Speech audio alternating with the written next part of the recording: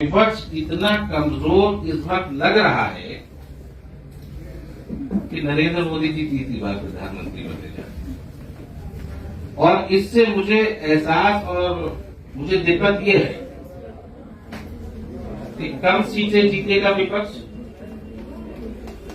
ज्यादा सीटें जीतेंगे नरेंद्र मोदी जी। जिन सीटों में नरेंद्र मोदी जी जीतेंगे वहां मुसलमान का वोट नरेंद्र मोदी जी के खिलाफ जाएगा, और उसके साथ फिर अगले पूरे 5 साल तक जाए मगर नाइंसाफी होगी, उसके वो परेशानी को झेलेगा।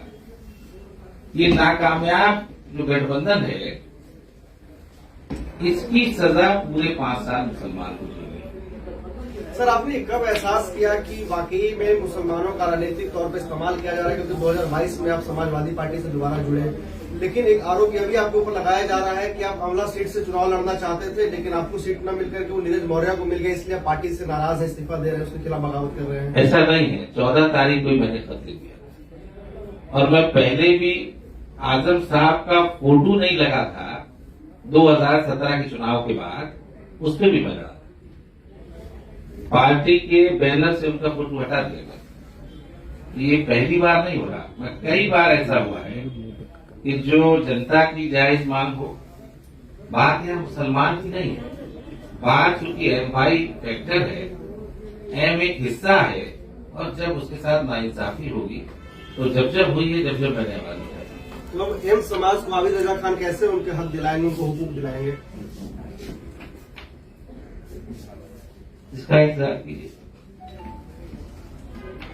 राजा साहब, और आपके साथ कितने लोग अभी और पार्टी छोड़ रहे हैं? सलीम इकबाल के बाद बदायूं में 6 तारीख को सेकुलर महापंचायत होने जा रही है, ये महादेव होगा। अभी साहब, क्या आपकी नाराजगी इस बात को लगी कि टिकट का जो अभी लिस्ट आई है उसमें बदायूं से इकबाल यादव को टिकट दिया गया, उनको नरेंद्र यादव को नहीं दिया गया, या फिर मुसलमानों को कहीं न कहीं नजरअंदाज किया जा रहा है? तो इस देखिए, मैंने राष्ट्रीय सचिव के पद से इस्तीफा दिया। जहां चाचा को टीवी से पता चलता हो कि मेरा बदायूं टिकट हो गया, जहां धर्मेंद्र यादव जी को जो वो मीटिंग कर रहे थे, उस मीटिंग में टीवी से पता चलता हो तो उनका टिकट बदायूं से कट गया, मेरी खुद की क्या हैसियत है? न मुझे कोई अधिकार था, न मेरे को कोई जिम्मेदारी थी। मेरे दोनों से रिश्ते बहुत अच्छे हैं, माननीय शिवपाल जी से भी मेरे रिश्ते बहुत अच्छे हैं, धर्मेंद्र जी से भी मेरे रिश्ते बहुत अच्छे हैं। सर, क्या आपको नहीं लगता है कि आप वोट ज्यादा बांटेंगे क्योंकि कैंडिडेट ज्यादा उतरेंगे अलग अलग पार्टी से? मेरी फिक्र ये है कि मुसलमान की नाराजगी को नजरअंदाज करके लखनऊ में बैठ के ये तय कर लिया जाए कि गठबंधन कर लो और मुसलमान हमें ऑटोमेटिक मिलेगा। मेरी असली दिक्कत यहाँ पे है। अब सर, ये प्रॉब्लम एंड चुनाव का किसी भी चाहे लोकसभा हो चाहे विधानसभा, उस टाइम पे क्यों ये है? बीच में क्यों नहीं आती? चुनाव के बाद क्यों नहीं आती? मुसलमानों को नजरअंदाज किया जा रहा है जब वोट दिया जाता है। ये समस्या हमेशा चुनाव में वक्त आती थी और आती रहेगी, क्योंकि जिस वक्त वोट दिया जाता है वो वोट का अगला 5 साल का मुस्तकबिल तय करता है, इसलिए ये सारी बातें चुनाव में आती हैं। सर, आपकी नाराजगी सपा के मुसलमानों के द्वारा किए गए रवैये से है, या फिर आपकी नाराजगी सपा और कांग्रेस के गठबंधन होने से है? मेरा गठबंधन से मुझे कोई इतराज नहीं। 21% 17 में समाजवादी पार्टी और 6% कांग्रेस, कितना होता है? 27%। मुझे परेशानी ये है कि मुसलमान का वोट 2014 से नाकामयाब हुआ है। 5 जीती, बाकी कौन जीता 2014 में? उन जगहों पे जहां नाकामयाब वोट हुआ तो सजा किसको मिली? मुसलमान। मुझे गठबंधन से कोई इतराज नहीं, मुझे मुसलमान के सियासी मुस्तकबिल की वो है कि उसकी फिक्र है कि उसका वोट लगातार नाकामयाब हो रहा है।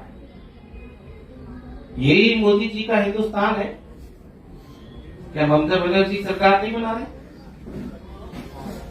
यही दिल्ली में मैं बैठा हूं, क्या केजरीवाल जी सरकार नहीं बना रहे? आखिर कौन सी वजह है उत्तर प्रदेश में? Poor management, poor working style continue. सरकार की बात छोड़िए, एक ऐसे सम्मानजनक भी सीटें नहीं आ पा रही जो कहीं विपक्ष की भूमिका भी अदा कर पाए। देख लीजिए आज राज्यसभा के चुनाव में क्या हुआ। क्या ये जिम्मेदारी चीफ की नहीं होगी कि जो गठबंधन के लोग हैं उनसे कोऑर्डिनेशन अच्छा बना के रखना? वर्कर मायूस नहीं होगा? जो नेताजी ने पार्टी, कोई भी पार्टी एक बार में पूरे प्रदेश 403 सीटें हैं, आसान नहीं है सब सीटों पे चुनाव लड़ना। उन्होंने, नेताजी ने पार्टी को कहां तक पहुंचा दिया। 2017 में 100 सीटें आपने गठबंधन को दे दी, 1/4 पार्टी तो उसी दिन कम हो गई। अभी भी 17 पंजे 85 सीटें दे दी। मेरी फिक्र ये है कि लगातार मुसलमान का वोट ये कहकर लिया जाता है, नफरत की बुनियाद पर लिया जाता है, डर दिखाकर लिया जाता है, वो कामयाब नहीं हो रहा। आपने पार्टी पद से इस्तीफा दिया या पार्टी से भी अब दे दी?